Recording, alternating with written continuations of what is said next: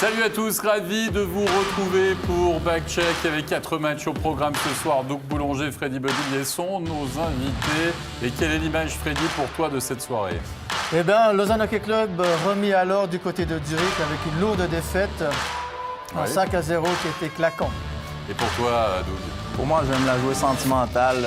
Un ancien, Simon Lecoul, qui marque son premier goal en Ligue nationale. Et un vraiment beau goal, ça fait plaisir. Je vais y aller pour le magnifique penalty de Tony Rayala. Il rentre comme ça, il rouvre les hanches. Une main. Une main, il rouvre les hanches, ramène le puck. Et puis Schlegel était rendu dans la deuxième rangée dans les gradins. Mais c'est normal, Stéphane, il a voulu refaire le coup, tu te rappelles? Quand il avait marqué son penalty incroyable à Berne. Du coup, Schlegel, il a dit, ouais, je le connais, j'ai déjà vu en vidéo, celui-là, comme je sais pas combien de milliers de personnes. Puis hop, non, et que je t'ai eu. Moi, je me réjouis de revoir les 2+10, puis surtout d'avoir les explications de Stéphane sur le corps arbitral. Quand il y a une charge, quand il y a un boarding, maintenant, c'est 2+10. C'est 2+10. C'est 2+10. À Seul chaque fois tarif, qu'on c'est n'est pas 2+10. sûr, on dit 2+10. C'est puis le juge 2+10. regardera après. C'est un menu best-of 2+10. Aïe, Aïe, aïe, aïe. Et l'image du jour, c'est le premier but en National League de Simon Lecoul pour Genève Servette.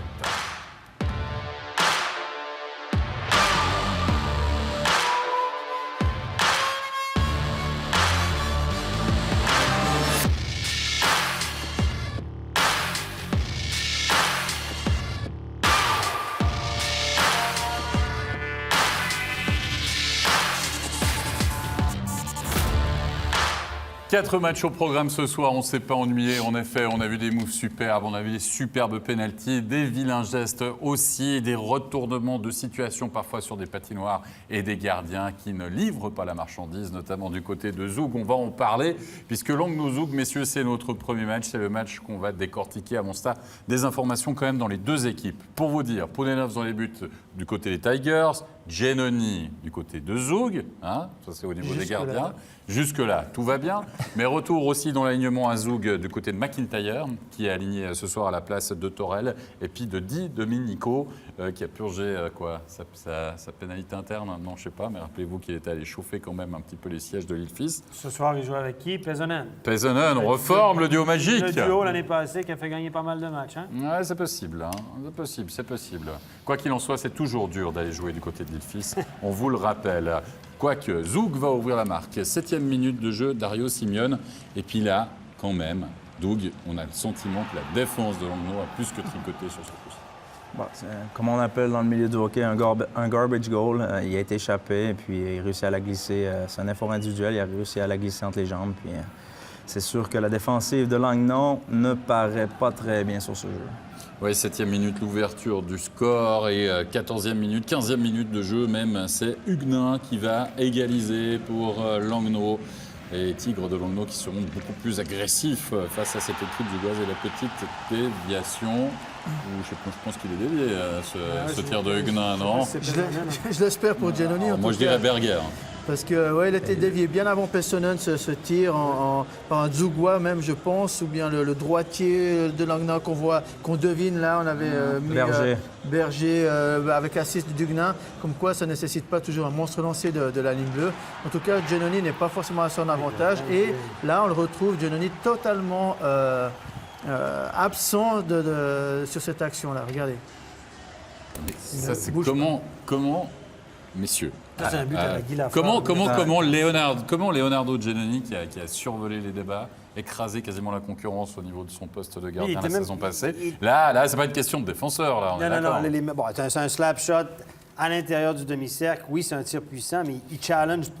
Giannoni, c'est un gars qui challenge les tirs. On voit qu'il est audacieux. Il est flashy parce que souvent, il est hors position parce qu'il ose des trucs.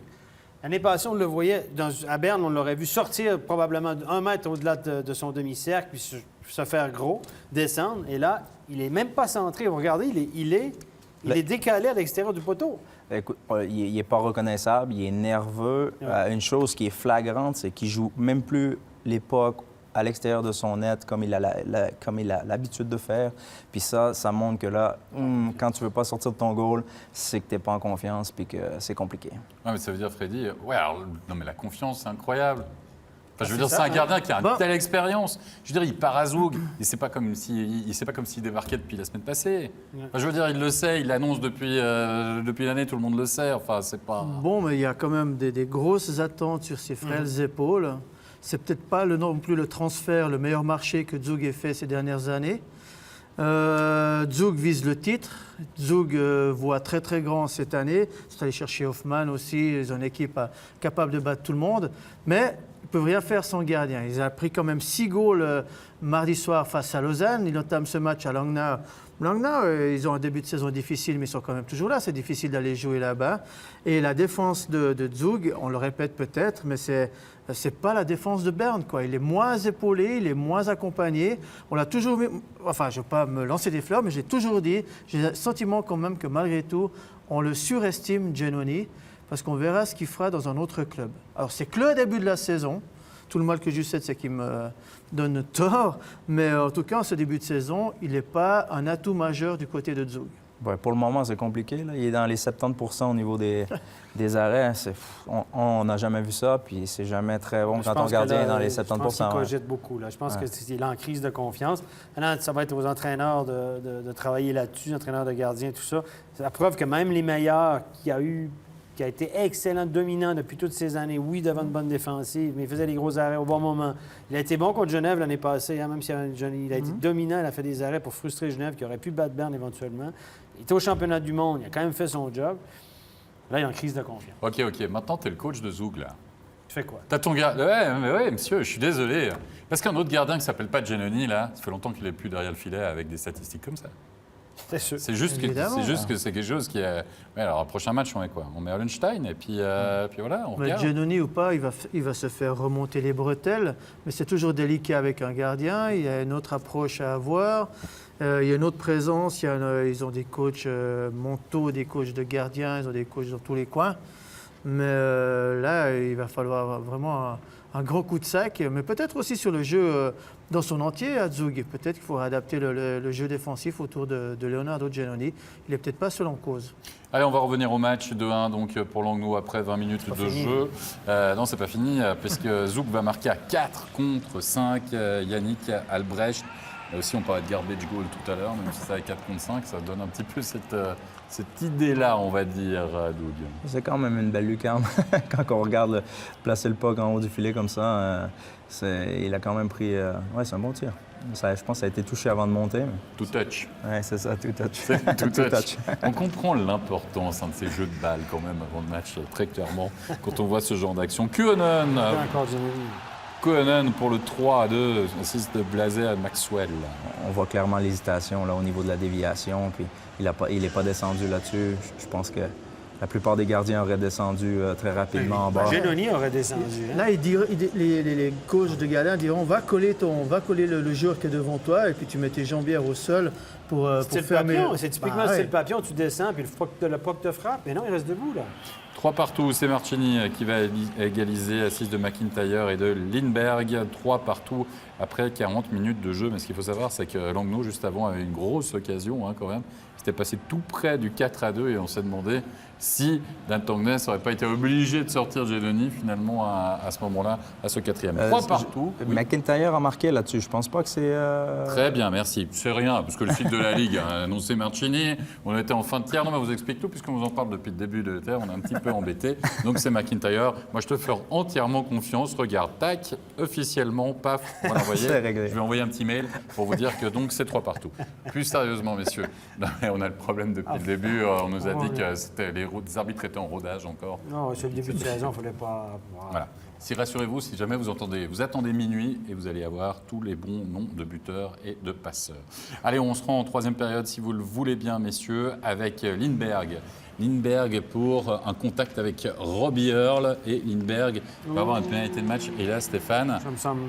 c'est vraiment un coup de genou, Lindberg, qui fait vraiment un coup salaud sur Robbie Earl. Robbie Earl. Les partisans fribourgeois, ils vont dire c'est bien fait pour lui avec ce qu'il a fait à Sprunger, mais c'est pas comme ça que ça fonctionne. Regardez, là, le coup de genou est évident. Il n'y a eu aucune discussion du banc de Zug. On a vu Écoute, ça me semble tellement évident. Ça, c'est vraiment une pénalité. Il y aura une sanction probablement supplémentaire. En tout cas, on va attendre parce qu'ils n'ont pas à l'abri de nos surprises non plus. On ne va pas s'avancer là-dessus, mais en tout cas, 5 minutes, ça y était. Messieurs? Ça, c'est une vilaine faute volontaire. Il n'y a pas de discussion là. Rien à ajouter. Ok, très bien. Sûr. On est Dossier d'accord. fermé, suivant. On est d'accord pour une fois sur ce plateau. Vous allez voir qu'il y aura d'autres images. À mon avis, on ne le sera pas. Alors, on va se rendre en fin de match maintenant et le show Pessonen qui va commencer parce que c'est lui qui va marquer le game winning goal. Il faut dire qu'évidemment, il y a une double supériorité numérique avec notamment ces 5 minutes. Et c'est bien Harry Pessonen qui va trouver le chemin des filets. Marquer le game winning goal, il marquera également dans la cage vide le but de la sécurité. Le retour de Pessonen, Stéphane. On le remet avec Di Domenico, ça fonctionne mieux. Voilà, 5 contre 3, c'est toujours plus facile aussi, mais voilà, mais c'est vrai qu'avec Di Domenico, l'année passée, ça a très bien fonctionné. Maintenant, voilà, ça a porté ses fruits ce soir. Il pousse le puck derrière le gardien. But facile, un tap-in, comme on dit. Cette équipe zougoise, messieurs, Doug, on en pense quoi de ce début de saison de cette équipe zougoise? Alors, elle encaisse beaucoup de goals, ça c'est déjà... C'est déjà un signe clair. On regarde encore ce soir, on ne peut pas mettre la faute sur Giannoni. Défensivement, le gap entre les défenseurs et les attaquants, il n'est pas là. Pourtant, il y a certains leaders qui jouent très bien et qui montrent du bon jeu. Un Diaz qui est top scorer ce soir, qui est toujours dans l'attaque, qui joue. À un moment donné, il ne peut pas tenir la défense à lui seul. Puis c'est malheureux, mais Zug, qui prévoit être au titre, va devoir fixer cette défense parce que pour le moment, ils prennent beaucoup trop de goals. Messieurs et Freddy, pas de défenseurs étrangers dans cette équipe de Zug. Ils sont partis avec 4 attaquants étrangers, cette équipe de Zug.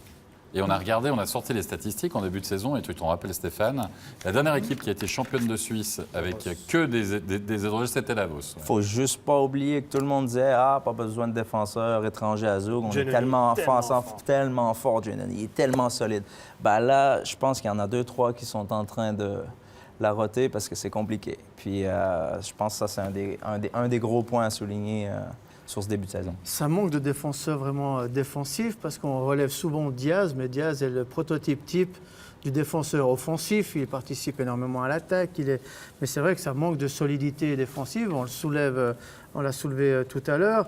On l'a soulevé dans le fait que Giannoni se sent peut-être un peu seul. On a vu le but de Schilt qui arrive à se créer un boulevard pour arriver jusqu'à Giannoni avant de décocher son tir. La déviation de Konen, je crois, qui est seul devant Giannoni.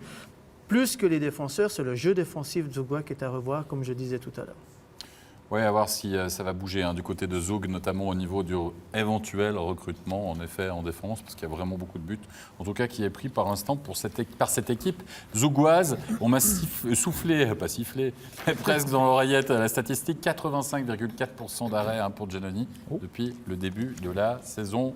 À voir qui gardera la cage lors du prochain match à Zug. On va passer maintenant à notre match studio de la soirée, le duel et le derby entre Berne et Bienne. Très intéressant de voir la réaction biennoise. On l'attendait quand même après cette défaite en prolongation face à Rapperswil quand même. C'est un score de 0-0, ça faisait un peu de tâche à la maison. Le leader qui se déplaçait du côté de la PostFinance Arena dans un match où finalement les deux équipes se sont pas mal neutralisées. Il y a eu surtout 2 énormes gardiens, mais c'est bien Bienne qui, contre le cours du jeu, ouvre finalement le score par Kreis. Et Kreis a été très bon pendant ce match, Freddy. Oui, tout à fait. On le voit ici. Il aurait très bien pu faire un tir instantané, mais certainement que ce tir aurait terminé dans l'attaquant bernois qui se met à genoux. Il a attendu le bon moment. Il a fait un shoot du poignet, du trafic devant Schlegel, et puis le but qui était tout à fait mérité pour Bienne, qui était dominé quand même en début de partie. Ouais, puis il faut se rappeler quand même que ça aurait pu faire 2-0 parce qu'il y a eu le poteau. Bienne est sorti avec ce poteau de Fuchs. On aurait pu arriver finalement à ce score de 2-0 dans cette équipe biennoise qui pose passablement de problèmes. On l'a vu la saison passée à CP Berne. Oui, c'est, je pense, la bête noire. Début de match, Berne tournait autour de Bienne. Bienne a tout arrêté, s'est replié devant le goal, très défensif, a bien joué. Par la suite, ils ont pris l'opportunité qui s'est présentée à eux en première période, prendre le 1-0. Puis Berne, en deuxième période, je crois, revenu égaliser. Puis on a eu droit à une sacrée prestation des gardiens de but qui ont presque 90 tirs au total, 49 d'un côté et 47, je crois. Donc c'est monstrueux. On va y revenir, mais avant ça, c'est une histoire de set play, puisqu'à Berne, c'est une marque de de fabrique, Stéphane. Ouais. Et en plus, ça fonctionne. Et puis ça fonctionne. C'est un jeu préparé. Ça fait 3 ans qu'on l'a fait. Ça fait 3 ans que ça fonctionne. En junior élite, ils font la même chose. En novice élite, ils font la même chose. Je ne sais pas s'ils le font en mini par Mosquito, mais regardez bien. Il y a un petit C comme voilà, de les copyright. ça va regarder en haut de notre écran. On l'a analysé. Il a fait la même chose quelques minutes avant. Il a passé à l'extérieur, a juste raté son shoot. Il refait la même chose quelques minutes plus tard, passe à l'intérieur. Cette fois-ci, ça fonctionne. Ça fonctionne, c'est un partout après 40 minutes de jeu. Et Berne va taper du poteau aussi par Beat Gerber à 58e minute de jeu. Le CP Berne qui aurait pu empocher quasiment l'ensemble finalement des points. Vous me direz, il restait encore 2 minutes 40. C'était possible. Mais enfin, ils auraient fait un grand pas dans cette direction. On voit le poteau. Et Hilaire qui a même de la chance de ne pas se mettre le but après avec le puck qui rebondit évidemment sur l'arrière de ses patins. 0-0 en prolongation. Arrive donc la séance de tir au but. Et là, les enfants, notre ami Tony Rayala, qui aime marquer les tirs au but de folie du côté de la capitale, c'est encore une nouvelle fois illustré. Il fait plaisir. Regardez, hop. Je te dis, chez les gars, il a vu gros comme une maison. Il a dit, il est gonflé, il va me refaire le coup. Oui, c'était à Berne en plus. Mais oui, ça, exactement. Vous vous souvenez du penalty à une main. C'est le même, il le mec tac comme ça. Le gars est parti pour aller le chercher. Et puis finalement, Rayala, il s'est dit, oh, je ramène le puck. Et voilà, c'est du talent. C'est du talent pur. Messieurs, Tony Rayala, magnifique au penalty. Il est en confiance, puis l'année passée, il avait tenté une main, il a réussi. Cette année, il dit je vais réessayer, sérieusement, il faut avoir des couilles pour faire ça. Puis magnifique. Rien à À dire. cette heure-là, c'est bon, tu peux le dire. Ah ouais, Mais il se plaît, à part ça, franchement. C'est Il vrai qu'il y a un doute de côté rien. gonflé quand même, à part Il ça. doute de rien, il a 5 buts marqués cette saison Ça y après 4 matchs, un penalty, c'est le game-winning goal. Tout lui réussit, il a des belles mains, c'est magnifique. Mais d'oser de faire... Le clin d'œil, il est quand même sympa parce que, comme vous le disiez, c'était à Berne également. Et puis l'autre, il est parti, là, Schlegel, il est parti... Schlegel, il a dit, moi, je ne vais pas avoir l'air ridicule. Non, moi, je te le dis, je ne vais moi, pas je suis avoir pas- l'air Il a vendu à l'hameçon. Terrible. Allez, messieurs, réaction du côté du HC Bienne après cette victoire au tir au but. On va écouter tout de suite la réaction du revenant, puisqu'il faisait son retour dans les rangs biennois de Jason Fuchs. Jason Fuchs, après la défaite contre Rapperswil, vous avez remis les pendules à l'heure. Ouais, je pense qu'on a eu une bonne réaction ce soir. C'est ce qu'il fallait. Il y a eu une mauvaise prestation contre Rapperswil. Ça peut arriver, il faut savoir tourner la page et puis je pense qu'on l'a bien fait ce soir. La grande capacité, on a l'impression ce soir du HC Bienne, c'est d'avoir fait le dos rond, de laisser jouer Berne sans paniquer. Ouais, c'est sûr. Berne, c'est une bonne équipe. On l'a vu l'année passée aussi. Je pense qu'il faut savoir gérer ces moments et puis mettre d'une autre. Je pense qu'on a eu des bonnes phases et puis on a su tenir bon quand eux ils ont forcé. Merci beaucoup, Jason Fuchs. Quel début de saison, une nouvelle fois quand même, du HC Bienne, messieurs. 9 points. Eh ouais. 4 matchs, 9 points. 4 matchs, 9 points avec J'annoncerai pas qu'ils vont- beaucoup de blessés. J'annoncerai pas tout de suite qu'ils vont faire les playoffs. Je vais attendre un petit peu. L'année passée, je l'avais attendu. J'avais annoncé qu'ils avaient 7 victoires, 2 défaites. J'ai dit, bien, vous êtes des playoffs. Vous allez me dire, je prends pas beaucoup de risques parce que bien, on a une bonne équipe et tout. Mais si tu as un gros début de saison, si tu t'accumules un paquet de points en partant, après, tu peux surfer sur la vague, en gagner une, en perdre deux, en gagner deux, en perdre une, puis tu fais les playoffs. Ensuite, c'est comme ça. Absolument, Stéphane, D'accord, tu as touch. entièrement raison. Il ne va même pas nous sortir la calculette. Je vous Pas tout de promets que suite. ça marche. Ça marche. Ça marche, ça fonctionne. Ça c'est fonctionne à c'est tous garanti. les C'est coups. bon. C'est garanti, Stéphane Rochette, estampillé. Paf, stempel. le message Messieurs, troisième match de la soirée. Vous voulez continuer de parler de gardien? On va parler des ZDC face au Lausanne Hockey Club. Dans la cage, FULR, bien sûr, du côté zurichois. Mais aux surprises, dans celle du Lausanne Hockey Club, c'est Luca Boltzhauser qui va garder donc la cage des Lausannois. Alors que Lausanne, 2 matchs, 2 victoires, de belles prestations. Oui, Tobias Stéphane avait pris pas mal de buts, on va dire, face... Mais c'est quand même une surprise. Oui, oui, c'est une surprise, t'es d'accord? Ben, moi Giannoni a été sorti au premier tiers du dernier. Lausanne et puis Zug ont joué un contre l'autre. Giannoni s'est fait chasser au premier Oui. match, au premier tiers. Il n'a vraiment pas été bon. Ce soir, il le remet dans la cage à langue. Tobias Stéphane a pris 5 buts, a gagné son match. Il ne joue pas demain, Lausanne. Il sort avec Boltzhauser. Si tu perds le match, tu joues. Si tu gagnes le match, entre guillemets, t'es puni, Ouais. si je résume. Voilà. Mais je ne sais pas si c'est une punition. Il y a peut-être quelque chose. Là. Peut-être On verra. exagère, c'est du 2e degré, on est Ben, d'accord. est-ce qu'il y a quelque chose qui est caché aussi derrière ça avec le fait qu'ils n'ont pas mis Stéphane en 3e? C'est 5-0 après 2. Tu laisses Boltzhauser au goal. Ben, ça n'a pas coûté cher. Peut-être qu'il a un au petit niveau mal. du Surtout run, qu'il mais- joue pas demain. mais en plus, donc est-ce que Stéphane aurait dû venir prendre ça? Ben, qui sait? On ne saura pas. À voir. On ne saura pas. Alors, il y a un leitmotiv dans cette soirée aussi, ça s'appelle le 2+10. Premier exemple, 8e minute de jeu, Bodenman face à Genasi, 2+10. Si vous n'étiez pas avec nous pendant la soirée, on va vous résumer tout ça. Stéphane, d'abord, ton avis. Les deux, il y a une responsabilité. Genasi ne se protège pas. Il s'en va sur le passage pour piéton en se disant « j'ai la priorité », puis il ne s'attend pas à ce qu'il y ait une voiture peut-être qui aille un peu trop vite. Et là, Genasi se met en position vulnérable. Bodenman arrive avec beaucoup de vitesse. Au dernier moment, Genasi se tourne devant lui. Peut-être qu'il aurait pu amortir le choc, comme Freddy a déjà dit. Pourquoi il la pousse avec les deux mains? Peut-être qu'il aurait pu avoir une certaine retenue, mais il va quand même de bon cas. Alors moi, les gars, je suis bien embêté. Les arbitres ont pris une sanction à 2+10, c'est entre deux. Je peux vivre avec cette décision-là des arbitres sur la glace. Mais moi, je pense que les deux ont une part de responsabilité dans l'histoire, puis je peux vivre avec un 2+10. Maintenant. Freddy, par rapport à la soirée, non. Non, évidemment que non. Moi, je pense que la charge, elle est à 1 mètre de la bande. La tête vient frapper la bande. Il le frappe dans le haut du corps. Ça augmente le déséquilibre de Genasi. Est-ce qu'il a vraiment changé de direction au dernier moment? On voit qu'il regarde à gauche, il regarde à droite. Il s'appuie sur ses deux pattes intérieures. On voit ici, là, il va chercher le puck et il tourne à gauche. Il décide d'aller à gauche. Il n'a pas changé de direction. Mais l'autre, il arrive comme un trax pour le balancer dans la bande sans aucune retenue. Il y a autre chose à faire dans ces cas-là. Il peut aller avec les fesses, donner sa charge ou avec l'épaule, mais il y va joyeusement avec les deux mains et il le pousse dans la bande. 2+10, c'est pas assez. Doug. Pour moi, je ne suis pas d'accord avec Freddy. Comme en début de match, je garde ma version. Je pense qu'il faut... en NHL, tu ne vois jamais ou très rarement des jeux comme ça. Les gars se protègent. Ils ne se mettent jamais non plus dans un virage. Là, maintenant, c'est à chaque fois que quelqu'un se tourne, il y a une charge. On a vu encore, je pense, la semaine passée, Hoffman. À un moment donné, quand tu rentres avec vitesse, même si tu mets les freins puis que le gars, il se tourne de dernière minute, il va se mettre en déséquilibre et il va tomber. On est d'accord, ça vaut 2+10, en tout cas sur la glace, au niveau des arbitres. Il fait comme ça parce qu'on va en voir d'autres, c'est pour ça. 10e minute de jeu, l'ouverture du score, Pedretti. Pedretti qui marque son 2e but de la saison déjà, à part ça, avec et tout un joli but en plus, franchement, Stéphane. Oui. Pedretti, on lui a dit « Ah, tu vas à Zurich, tu vas jouer les gros bras, tu vas jouer 1 minute 30 par match ». 2 buts déjà. Ah oui, écoute, c'est un bon joueur. Abian, l'année passée, était régulièrement aligné sur les 2 premiers blocs. Il a fait une super offre qu'il ne veut pas refuser, semble-t-il. C'est clair que partir pour aller dans un grand club comme ça, tu prends le risque de jouer un petit peu moins. Mais visiblement, il n'a pas l'air malheureux, en tout cas, sur la glace.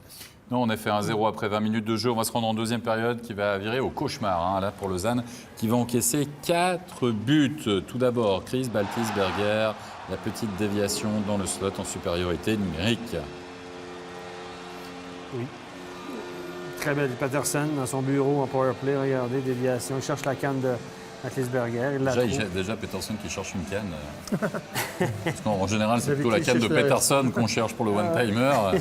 Et là, on ne savait pas qu'il était passeur aussi. 2-0, ça va très vite. Avec le 3-0 cette fois. Et nous, on a mis une piécette sur Reto Sheppy parce qu'on a vu 3 buteurs différents, à peu de choses près. Alors, c'est Antonietti qui va toucher ce puck finalement en dernier, mais il semble que Sheppy le touche juste avant. Avec quand même beaucoup de passivité dans le jeu défensif, là aussi, des Lausannois. On joue du bout de la canne, on va chercher à dégager ce puck. Il n'y a personne qui se sacrifie et on ne voit pas venir le danger. Beaucoup de passivité, on récupère, on le met au fond et puis difficile à dire, finalement on le donne à Sheppy. On l'a donné à Simic, sur le site officiel de la Ligue. On regardera à minuit. Et le show Bodenman qui va commencer maintenant, qui va marquer 2 fois le 4-0 et le 5-0. Doug, c'est l'effet papillon. 2+10. Non mais, si vous étiez avec nous aussi, Stéphane l'a dit, là tu es Yann Alston. Toi, si tu penses en tant que directeur sportif ou en tant qu'entraîneur que ça vaut 5 mecs match, ce qu'a fait Bodenman, il est sur la glace, il te marque 2 buts en 2e période. Ouais, écoute, c'est sûr que Bodenman a fait très mal en mettant le 4e. Puis quand tu joues 2 périodes, puis tu marques 2 goals, puis que tu en as passé 12 dans le box, c'est que tu as fait le job. Oui, et c'est vrai que c'est frustrant parce qu'évidemment, c'est le 2+10. Avant, là, tout à coup, que la Ligue dit c'est 5, il y a une suspension qui suit la vie de Freddy ici sur le plateau. Là, ça veut dire que c'est une grosse conséquence. Ça veut dire que les arbitres auraient dû donner 5. Advenant le cas, évidemment, c'est si. Et puis, ben, Bodenman n'aurait pas dû être là, puis ça peut changer l'allure du match. Lausanne avait l'air aux fraises un peu, ou aux cerises, ou je sais pas, aux champignons, mais ils ont laissé beaucoup d'espace aux Zurichois. Ça, c'était pas un bon match pour Lausanne, c'est le moins qu'on puisse dire. Mais c'est vrai que lourd de conséquences.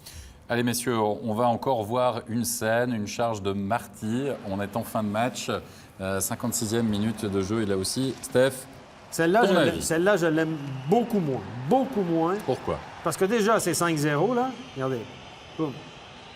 Il écrase la tête contre la bande. Marty, il a fait ça contre Zug. Il s'en est tiré avec un petit 2+10, pas de sanction. Regardez. Boum. Ne va pas me dire qu'il ne va pas y écraser la tête intentionnellement, là. Il sait qu'il est vulnérable. Il n'y a pas de changement de direction de Vermin. Vermin s'en va vers la bande. Oui, il sait que Marty est derrière lui. C'est 5-0. C'est quoi l'utilité d'aller faire une charge comme ça déjà? Déjà, le match est joué, tu laisses tranquille, il reste quelques minutes. Et puis, il écrase la tête contre la bande. Il sait qu'il est mal placé. Il extensionne son corps, il écrase la tête contre la bande. C'est la deuxième fois. Il s'en est tiré la première fois. Je le dis, je le répète à tous ceux qui m'en ont parlé. Il aurait dû être suspendu. Puis il n'a rien compris parce que ce soir, il recommence. C'est devenu un danger public, ce Marty. Et combien il a reçu exactement? 2+10. Messieurs, votre avis? Bah, déjà, il va deux mains au niveau de la tête. Il aurait dû être stick on puck, canne à palette à palette, puis c'est pas le cas, donc inexcusable. Moi, je pense qu'il peut le contenir typiquement. Regardez, bam. Freddy, alors.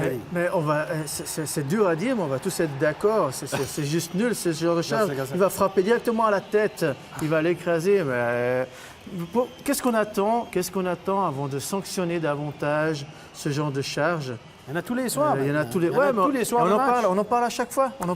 Il faudrait que, mais rien ne se passe. Bon, 2+10, 5. On a donné un match à Douai. À mon avis, si on a donné 2 à Rod, on aurait donné 3 à Douai. Presque Kunzler a dit il s'est excusé, mais je ne sais pas de la tête, c'est bon.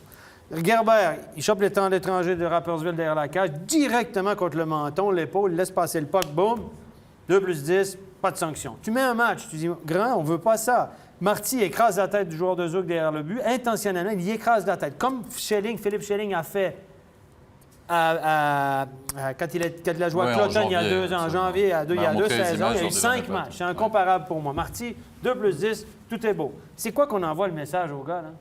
On envoie quoi comme message? Marty, là, c'est la deuxième fois, là. Est-ce qu'on va réagir? Est-ce qu'on va dire, ouais, finalement, on a été trop soft la première fois, puis là, on va... Pas de ligne. Mais pourquoi pas donner... Là, il a pris 2 plus 2 plus 10. Hein, 2 plus 10 pour la charge, puis 2 minutes pour la truc après. Donc, les arbitres se sont dit 2 plus 2 plus 10, c'est bon, il est au vestiaire, tout est beau, l'affaire est belle, puis on met ça dans le main du juge, c'est pas notre problème. Je comprends la réaction des arbitres, je l'ai vécu, mais à un moment donné, il faut mettre tes pantalons, là, puis là, puis habiter... Habiter ce qui se trouve en habiter, exactement, puis dire là, c'est 5. Puis si les arbitres le font pas, eux, ils ont une demi-seconde, puis ils ne voient pas le ralenti, etc. Mais les PSO, là, puis le juge, ils n'ont aucune excuse de ne pas mettre une ligne, de dire, bien là, maintenant, les gars, ça suffit, là, tous les soirs, il y a une charge contre la tête. Là. Mais on le dit toujours, l'arbitre a droit aussi à l'erreur, mais il peut se tromper dans l'autre sens aussi. Oui. Mettre une pénalité exagérée, qui peut être revue peut-être à la baisse, j'en sais rien. Ça arrive. Mais en tout cas, assumer. Comme tu dis, c'est un peu trop facile de dire, bon, on va faire... Ça contente tout le monde. Il sort de la glace, nous, on ne va pas fâcher les Zurichois, etc. Et puis la décision se prend ailleurs. Mais merde, c'est là, sur le moment que ça doit se décider. Et puis donner un signal fort une fois, stop, on ne veut plus voir ça. Donne-le directement. En NHL, cette année, on va l'expliquer dans les prochaines émissions, quand la NHL va commencer. En NHL, cette année, les arbitres, lorsqu'ils veulent donner 5 minutes, quand ils disent OK, sur la glace, c'est 5 minutes, ils doivent systématiquement revoir la scène. Ils peuvent revenir sur leur décision. Donc, ils peuvent aller la sanction maximale, c'est 5. On va revoir pour contrôler que c'est bien 5. Et si sur les images, ils se rendent compte que c'est pas 5, ils peuvent donner 2.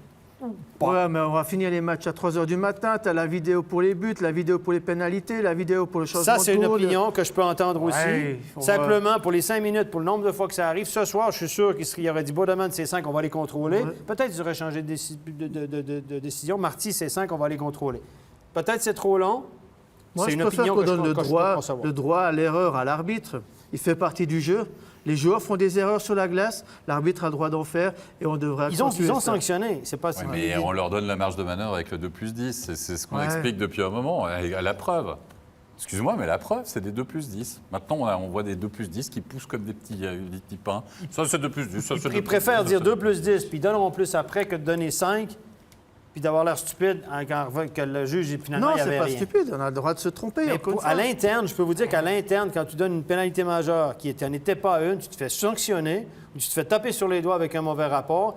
Et puis, c'est pas bon pour la suite de ta carrière. Je peux vous dire qu'il y a des arbitres qui sont sanctionnés. En NHL, l'année passée, ils ont donné 5 minutes à tort à une équipe. C'était les Las Vegas contre les Sharks, c'est juste? Oui. Ils ont sanctionné un joueur de Vegas à tort pour une C'est faute juste. sur Pavelski. Oui. Ah, sur les images vidéo, on a vu que ça méritait vraiment pas 5. Ils ont le droit de faire des erreurs. Toujours est-il que ces gars-là, ils ont été suspendus, plus de playoffs, plus de bonus, etc. C'est quoi le message que tu envoies aux arbitres? Jouez petit bras, les gars.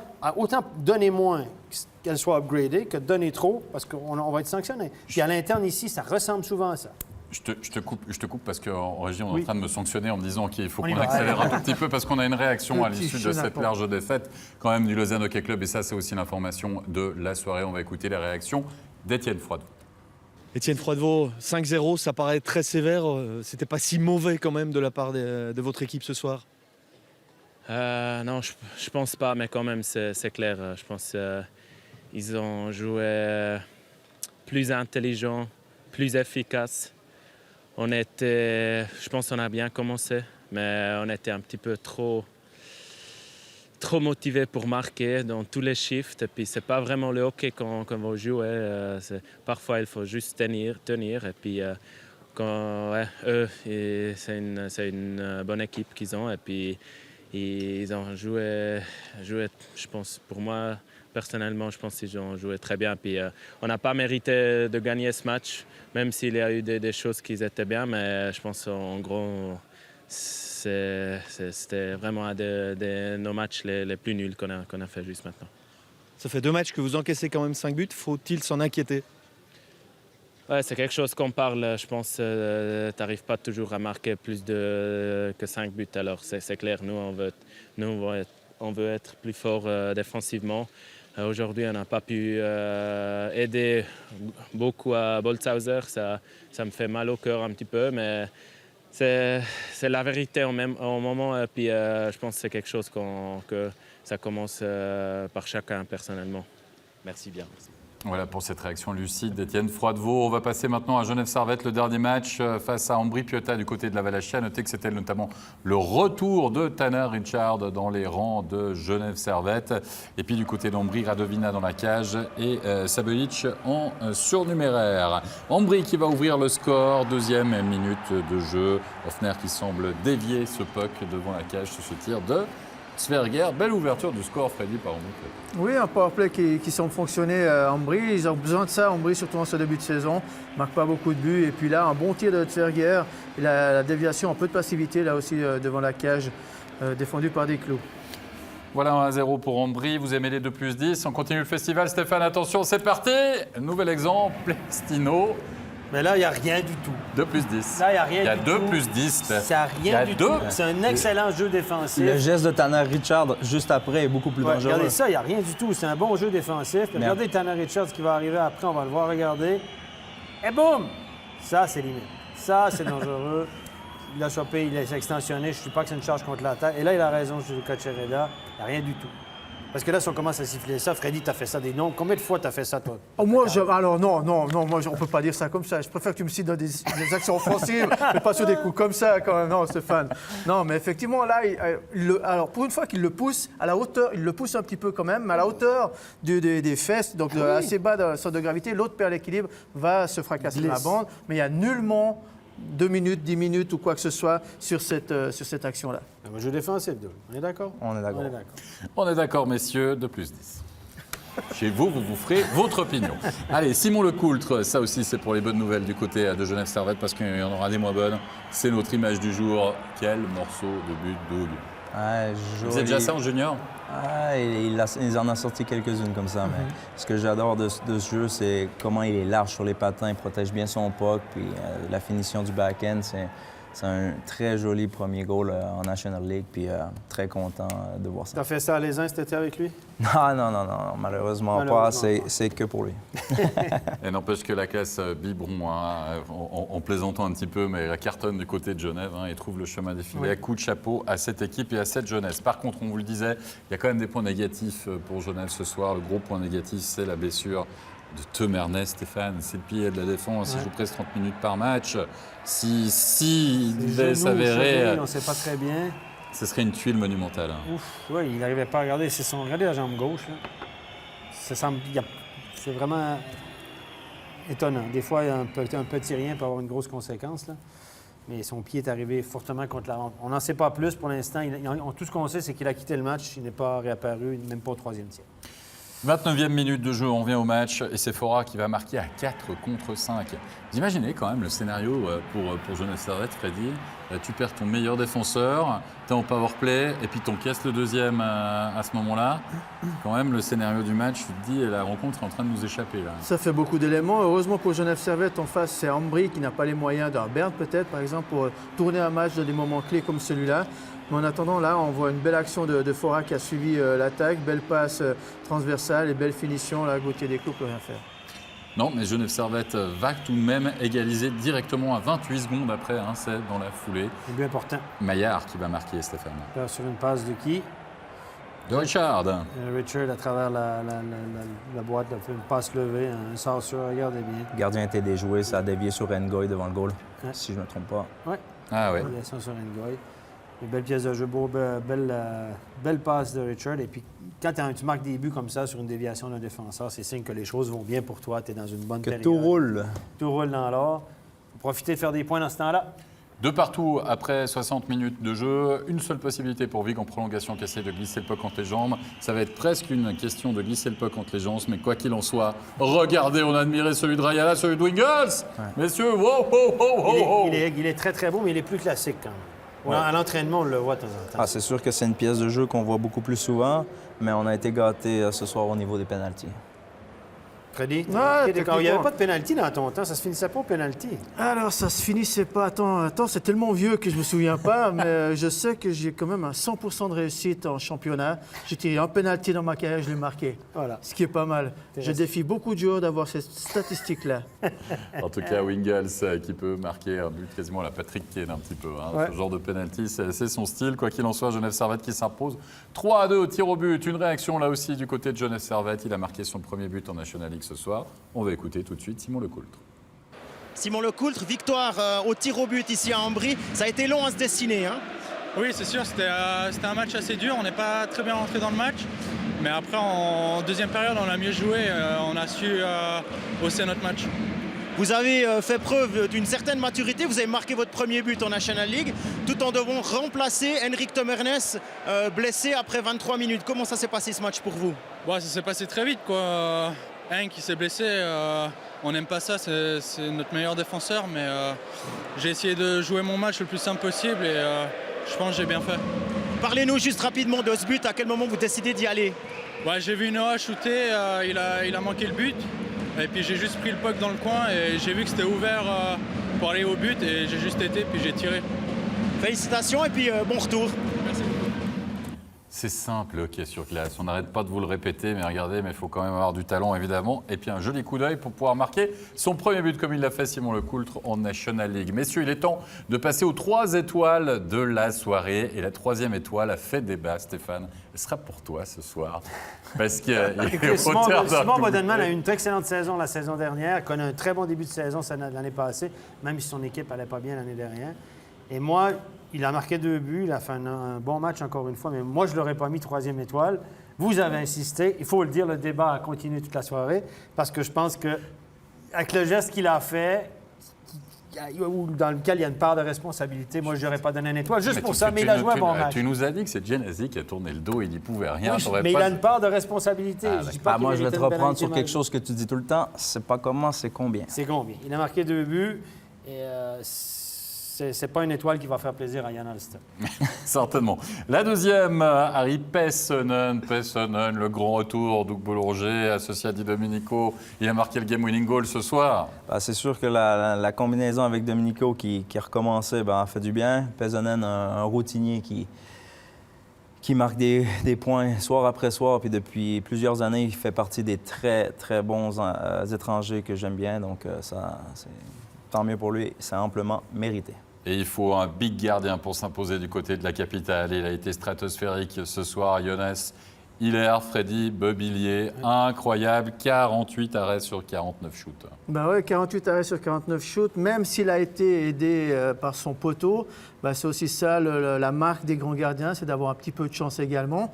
Aucun penalty encaissé. Il a gardé son équipe dans le match tout au long de la partie. Il n'a pas fait d'erreur. Sur le but encaissé, on ne peut rien lui reprocher. Donc vraiment du tout grand Hilaire ce soir qui va récolter 2 points qui font du bien à Bienne. Tout grand Hilaire, en effet, du côté de Bienne ce soir. On va récapituler les résultats de cette soirée, des 4 rencontres qui étaient au programme et les Romans qui ont connu, on l'a dit, des fortunes diverses. La victoire au tir au but de Genève Servette du côté d'Ambry, celle de Bienne du côté de Berne. Langnau qui bat Zoug 5-3 et le carton de la soirée pour Zurich face à Lausanne. Le classement de National League, toujours un peu boiteux bien sûr, puisque Davos, Fribourg, Lugano ont 2 matchs seulement de jouer. Ambry-Piotta qui récolte son premier point quand même de l'exercice, rappelez, un point qu'on espère encourageant évidemment pour les Léventins.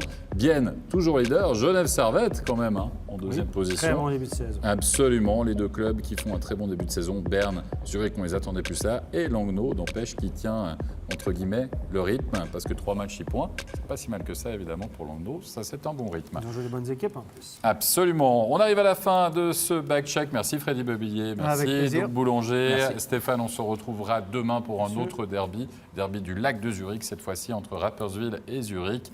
Et qui sait au niveau des surprises, justement. Il reste 2 blanchissages. Niffeler, absolument, Voilà. absolument. Moi, je dis ça, je dis rien, c'est ça? Oui, c'est vrai que c'est... Ah, il n'a pas dit encore cette année. Moi, je dis ça, je dis rien. Une coche. Et demain, est-ce que Hilaire sera dans la cage? Bien reçoit Langnau. À 5, il est fatigué ce soir. Tobias Stéphane était fatigué de son match de mardi. Il n'a pas joué ce soir. Est-ce que Hilaire sera dans la cage? 49 tirs ce soir? That's the question. On en parlera demain. Soyez au rendez-vous, bien sûr, dès 19h25. Merci à toute l'équipe. Très bonne fin de soirée à tous. Bye bye.